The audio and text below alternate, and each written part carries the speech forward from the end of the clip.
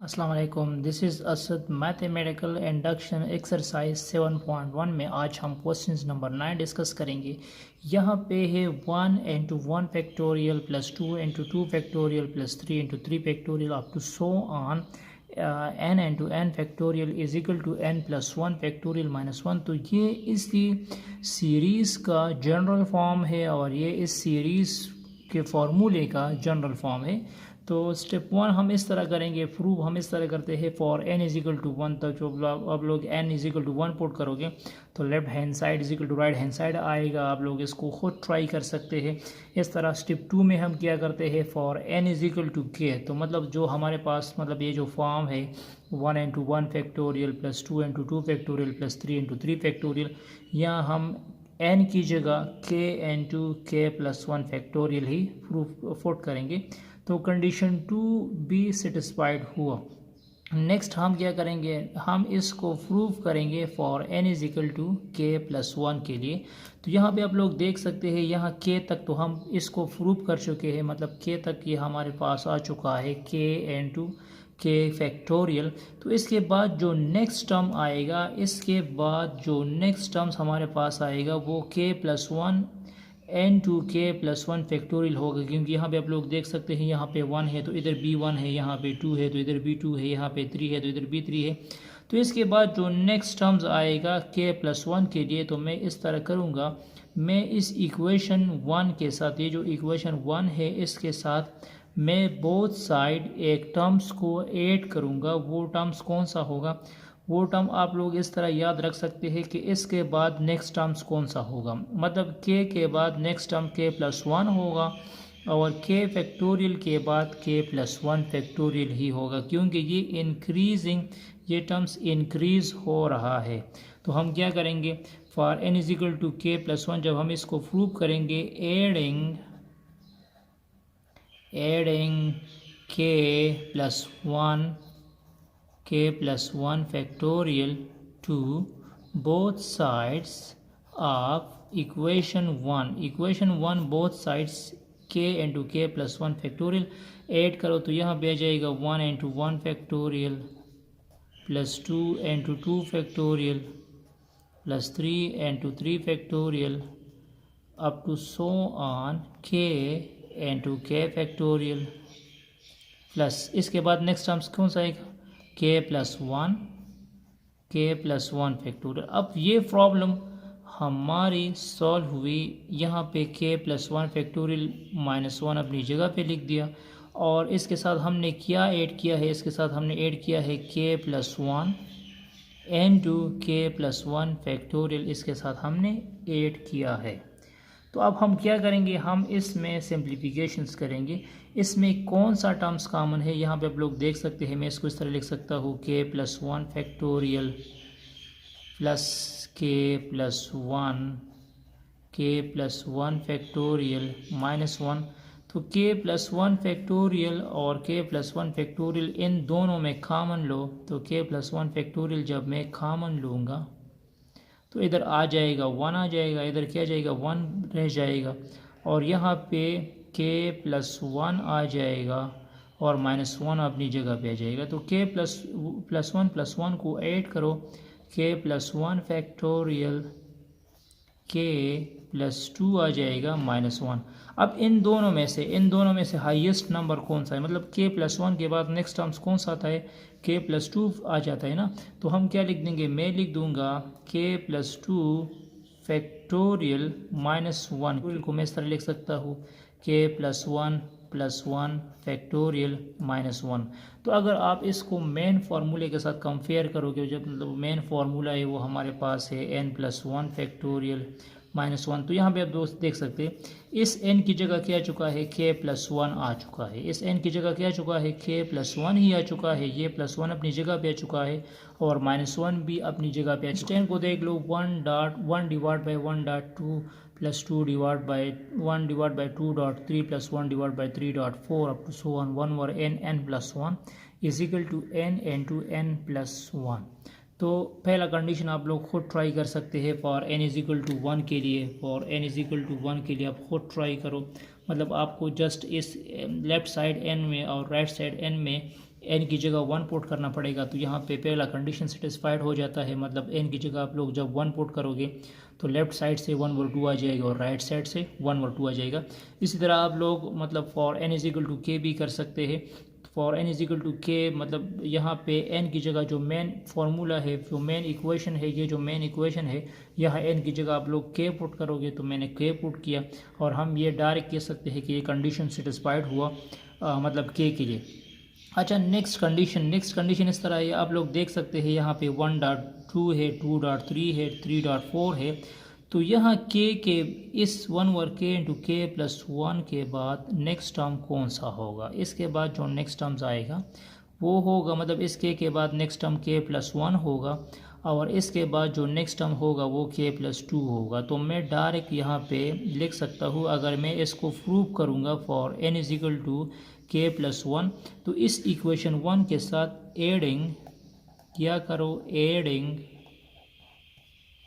k+1 into k+2 to both sides of equation 1 के साथ k+1 into k+2 add करो। क्यों हम k+1 k+2 लेते हैं? यहाँ पे देखें k के बाद नेक्स्ट टर्म k+1 होगा और k+1 के बाद नेक्स्ट टर्म k+2 होगा। तो यहाँ पे आप लोग देख सकते हैं 1/1.2 plus 1/2.3 plus 1/3.4 up to so on 1/k into k+1 plus 1/k+1 k+2। अच्छा, तो यहाँ पे आप लोग क्या करो, इसका एलसीएम लो। तो इसका एलसीएम क्या आएगा? इसका एलसीएम आएगा k+1 into k+2। तो k+1 ऑलरेडी इधर है, ये k+2 जो है मतलब मल्टीप्लाइड करो के के साथ, और यहाँ पे k+1 के साथ कैंसिल हो जाएगा और k+2 के साथ कैंसिल हो जाएगा, तो 1 आ जाएगा। अब इसको मल्टीप्लाइड करो तो ये जाएगा k² + 2k+1 divide by k+1 into k+2। तो k² + 2k+1, तो इसकी जगह मैं लिख सकता हूँ k+1 whole square according to a + b whole square. तो इसको कैंसिल करो तो ये जाएगा k+1 डिवाइड बाय k+2। ठीक है, तो यहाँ पे हमारे पास जो मेन फॉर्म है वो हमारे पास है n डिवाइड बाय n+1। तो इस n की जगह मैं k प्रोड्यूस कर चुका हूँ, इस n की जगह हम फाइंड कर चुके हैं k+1 और इस n की जगह भी k+1 आ चुका है। तो जब 1 के साथ मतलब वो ऐड हो जाएगा तो वो k+2 हो जाएगा। ये प्रूफ हुआ हमारे पास। अच्छा, नेक्स्ट प्रॉब्लम हम सॉल्व करेंगे अब। अच्छा, अब प्रॉब्लम 13 को देख लो। 1 divide by 3 + 1/9 1/27 up to 1/3 power n is equal to 1/2 1/1 - 3 power n। तो कंडीशन 1 तो आप लोग को ट्राई कर सकते हैं, यहाँ पे मैं मतलब एक्सप्लेन कर चुका हूँ, आप लोग यहाँ से ख़ुद नोट कर सकते हैं। n इज इक्वल टू 1 के लिए लेफ्ट साइड से 1/3 आता है और राइट साइड से 1/3 आता है। और n is equal to k हम प्रूव कर चुके हैं, मतलब n की जगह हम सिंपल के पुट कर चुके हैं और हम ये कह सकते हैं कि ये कंडीशन भी सेटिस्फाइड हो चुका है। अब नेक्स्ट हम इसको प्रूव करेंगे for n is equal to 1, तो n is equal to k+1 के लिए। तो यहाँ पे 1/3 के टर्म्स है, तो 1/3 के बाद जो नेक्स्ट टर्म आएगा वो 1/3 k+1 होगा। Now we have to show that for n is equal to k+1, for n is equal to k+1 हम प्रूव करेंगे। तो यहाँ आप लोग देख सकते हैं इस टर्म्स के बाद नेक्स्ट टर्म कौन सा होगा। इसके बाद नेक्स्ट टर्म 1/3 k+1 होगा। तो मैं क्या करूँगा, adding 1/3 k+1 to both sides of equation 1। इसको आप लोग इक्वेशन 1 कह सकते हैं। तो यहाँ पे आ जाएगा हमारे, तो यहाँ पे हम बोथ साइड 1/3 k+1 ऐड करेंगे इक्वेशन 1 के साथ। तो इक्वेशन 1 इधर है 1/3 प्लस 1/9 प्लस 1/27 प्लस 1/3 के। तो 1/3k के बाद नेक्स्ट टर्म क्या होगा, 1/3k + 1 होगा। मतलब ये हमारे पास नेक्स्ट टर्म होगा। यहाँ पे इस टर्म्स को हमने ऐड किया है, तो इसी तरह राइट साइड के साथ भी हम इसको ऐड करेंगे। राइट साइड के साथ भी मैंने इसको ऐड किया। अच्छा, लेफ्ट साइड तो ऑलरेडी सेटिस्फाइड हुआ, मतलब 3k के बाद नेक्स्ट टर्म 3k + 1 हुआ। मैं राइट साइड को प्रूफ करूँगा, तो राइट साइड को आप लोग इस तरह प्रूफ कर सकते हैं। यहाँ पे आप लोग देख सकते हैं, यहाँ पे हम कुछ सिंप्लीफिकेशंस करेंगे। 1/2 राइट साइड लो, 1/2 1 - 1/3k 1/3k आ जाएगा, प्लस 1/3k + 1 हो जाएगा। तो इसका एलसीएम लो, जब इसका एलसीएम लोगे तो क्या जाएगा, 3k इसका एलसीएम हुआ तो ये बन गया 3k - 1 प्लस 1/3k.3। मतलब इसको मैं लिख सकता हूँ 3k.3। जब बेसिस सेम होते हैं तो पावर को हम फिर ऐड कर सकते हैं। तो यहाँ पे अब यहाँ पे 3k इधर भी है और 3k इधर भी है, इसको कॉमन लो तो ये हो जाएगा 1/2। 1/3k कॉमन हुआ तो ये बन जाएगा 1/2। 2 इसके साथ आ जाएगा, ऊपर क्या जाएगा, ऊपर आ जाएगा 3k - 1 आ जाएगा, प्लस 1/3 आ जाएगा। यहाँ पे क्या जाएगा, 1/3 आ जाएगा। तो अब इसका एलसीएम लो, इसका एलसीएम क्या आएगा, इसका एलसीएम 6 आएगा। 1/3k इसका एलसीएम आ जाएगा, मतलब मैं लिख दूंगा 2 × 3। तो ये 3 इधर मल्टीप्लाइड करो तो ये हो जाएगा 3 × 3k - 1 प्लस 2 आ जाएगा। तो ये हो जाएगा, अब ये 3 मल्टीप्लाइड करो 1/3k, ये हो जाएगा 3 power k + 1 - 3 plus 2 divide by 2 × 3। तो ये क्या जाएगा, ये हमारे पास हो जाएगा 1/3k -3 + 2 से -1 आ जाएगा, 3 पावर k + 1 - 1 डिवाइड बाई 3.2। तो यहाँ पे देखिए 3 इधर है और 3 इधर है, तो मैं इसको इस तरह लिख सकता हूँ, इस तरह मतलब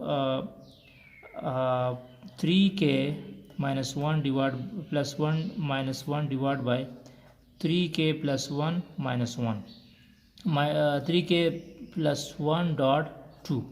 तो फिर अब मैं इसकी मज़ीद सिंप्लीफिकेशन कर सकता हूँ, मतलब मैं लिख सकता हूँ 1/2 3k + 1 divide by 3k + 1 - 1 divide by 3k + 1। तो ये दोनों क्या हो जाएंगे, कैंसिल हो जाएंगे। तो हमारे पास आ जाएगा 1/2 1 - 1/3k + 1 आ जाएगा।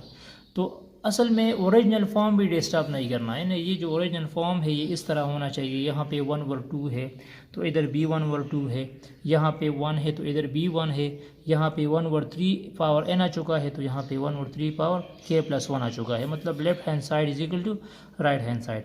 तो कंडीशन 3 भी सेटिस्फाइड हुआ। Thanks for watching this video. इसके बाद हम प्रॉब्लम 14, 15 और 16 करेंगे। बीच में अगर जो प्रॉब्लम मैं छोड़ चुका हूँ, अगर आप लोगों को किसी जगह पे प्रॉब्लम हो तो डिस्कस कर सकते हैं। इसके अलावा मैं इस्लामिया बुक एजेंसी का आतर भी हूँ, फर्स्ट ईयर के नोट्स भी मैंने लिखे हैं, वहाँ से भी आप लोग देख सकते हैं। Thanks for watching this video. Stay touch with us.